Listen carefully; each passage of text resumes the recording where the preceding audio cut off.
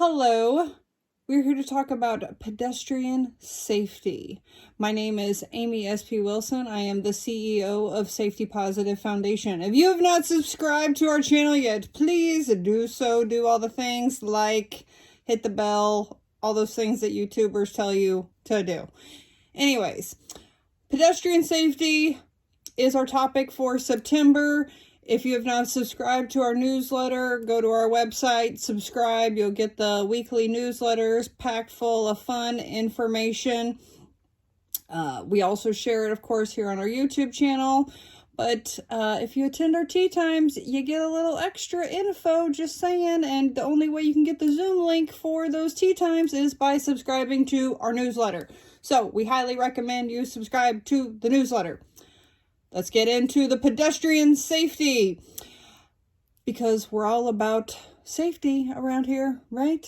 Anywho, so one of the things that we wanted to offer right up front when we're talking about pedestrian safety is some resources. So when we think about resources when it comes to pedestrian safety, we want to think about, like, maybe you're like Batman or a superhero of some sort, and you got your utility belt, and these resources are tools in your tool belt, okay? Nothing, and I mean nothing, replaces good O&M orientation, mobility, training, and skills, okay? So make sure you're getting good O&M orientation and mobility training. So if you have not seeked out that kind of training, please, please, please do so. So if you're an O&M instructor, hit that like button, because we really do promote good O&M skills around here at Safety Positive. Anyways, but on our tea time, we had the OCO app individuals come and talk with us and share about what that app does. And so the OCO app, it helps you with crossing the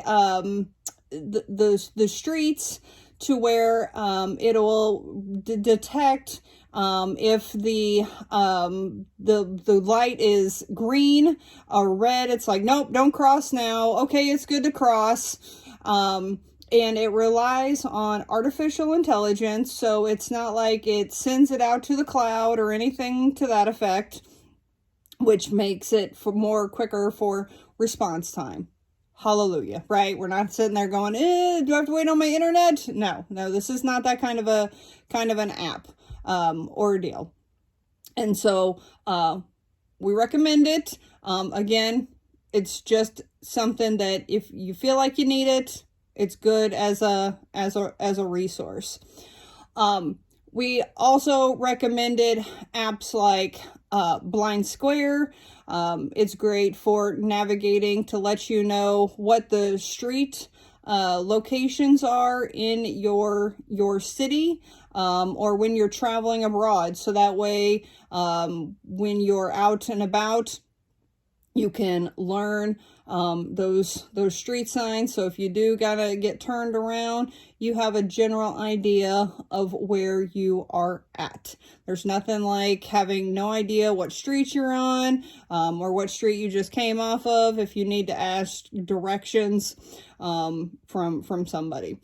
And then so that leads us to Be My Eyes. Worst comes to worst, you can always call somebody on Be My Eyes and go, read me the sign, help me out here, where am I at? They're not going to get you from point A to point B, but they'll help you in a quick pinch.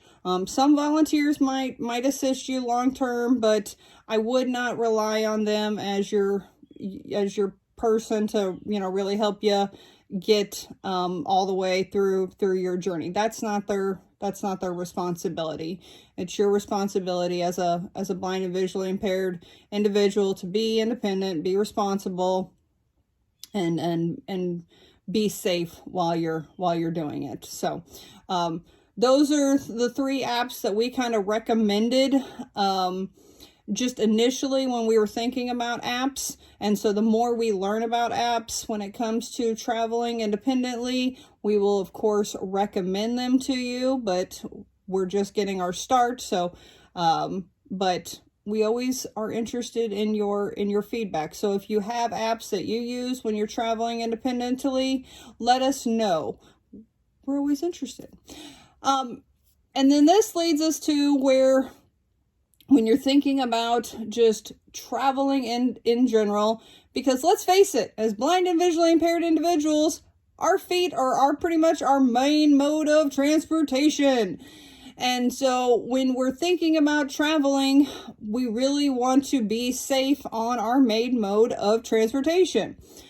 And a lot of people want to, I guess not a lot of people, but when you're traveling, over the years, I have watched people in our community not really think and plan ahead when it comes to traveling. So part of pedestrian safety and being safety positive is that planning ahead, looking at the weather. Is it going to be hot? Is it going to be cold? What kind of clothes do you need to be wearing? What kind of shoes do you want to be wearing? I know as a woman, I like to be cute, but it's not cute when you're walking around with blisters on your feet.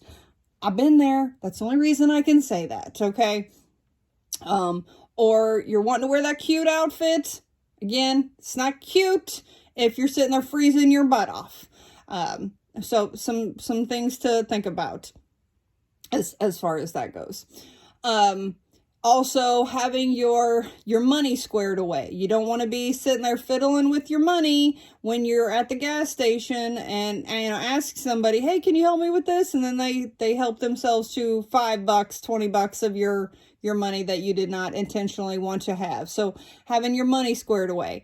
Now, this is not a psychological safety or a physical safety, but it's a financial safety. We want to make sure our money is where we want it to be, in our pockets, or going to the things we want to spend it on, not into somebody else's pockets unintentionally. So things to think about in terms of that. Another thing to think about when you are traveling independently is sometimes, we like to be entertained. We want to listen to music, have a podcast going. But it's not like we can rely on our vision to see what's going on around us. So we really have to rely on our audio senses of what's going on around us.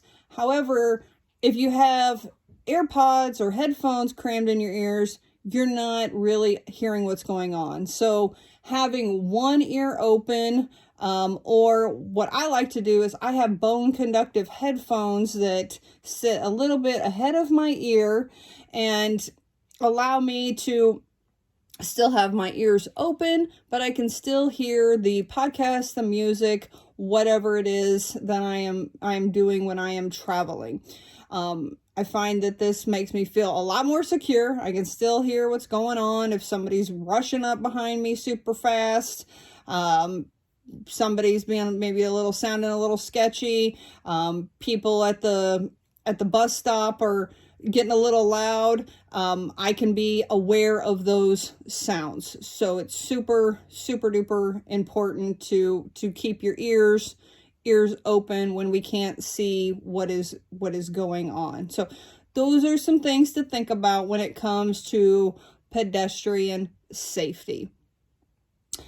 Those are just some quick tips to kind of get you going in terms of pedestrian safety.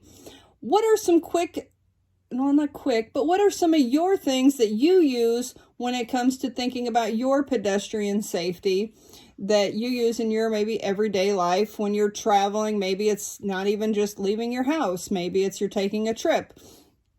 We want to know. We want to add to our list of tips and tricks, essentially, because we really believe in community and caring is sharing. So please share with us. And we're going to keep adding to this list of different transportation safety videos. So look forward to the next one where we're talking about cars, automobiles, as far as that goes. But we will have a fun bonus video for you about some pedestrian safety tools because, you know, we like our tools in the blind community. We very much do. So until next time, keep it safe, keep it positive, keep it safety positive. Bye.